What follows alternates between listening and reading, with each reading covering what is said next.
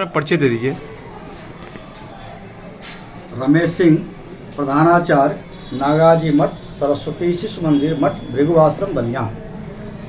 Sir, बात कीजिए जो सरकार द्वारा जो नई शिक्षा नीति लागू किया गया है, इससे बच्चों को कितना लाभ मिल रहा है और आप लोग किस नई शिक्षा नीति के तहत बच्चों को जागरूक कर रहे हैं सर? विद्या भारती अखिल भारतीय शिक्षा संस्थान से संबद्ध शिशु शिक्षा समिति गोरक्ष प्रांत द्वारा अपना विद्यालय नागाजी मठ सरस्वती शिशु मंदिर मठ भृगु आश्रम बलिया चलता है।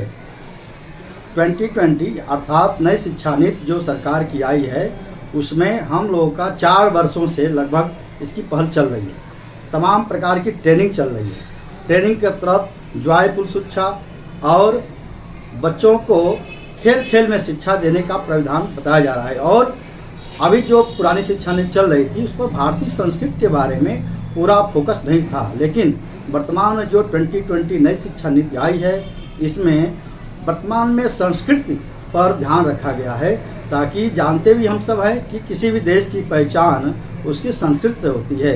इसलिए यह जो वर्तमान में शिक्षा नीति है, वह विद्यालय के लिए, बच्चों के लिए, अभिभावक के लिए बिल्कुल अच्छा रहेगा। लेकिन सर, जिस तरह बात की जाए, कहीं ना कहीं आप संस्कृति का बात कर रहे हैं। कुछ विद्यालय ऐसे हैं कि जो कहीं ना कहीं बच्चों को मार्गदर्शन कराना भूलते जा रहे हैं। बच्चों को किस तरह अभिभावकों के सामने पेश होना पड़ता है, बच्चों को किस तरह गार्जियनों के सामने पेश होना पड़ता है, बच्चों को किस तरह समाज के सामने पेश होना पड़ता है, कहीं ना कहीं इस चीज़ों से भटकते जा रहे हैं।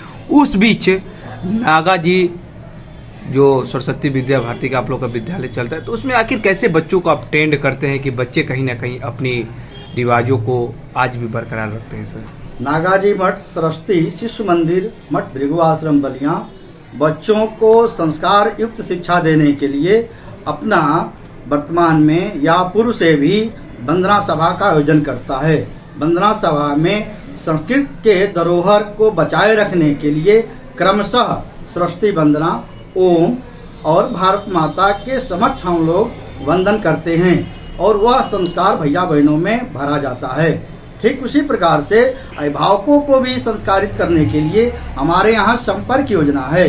प्रत्येक कक्षाचार्य आचार्य बंधु जा करके अभिभावकों से संपर्क करके विद्यालय की गरिमा को, विद्यालय की संस्कृति और देश की संस्कृति की रक्षा के लिए बताने का प्रयास करते हैं।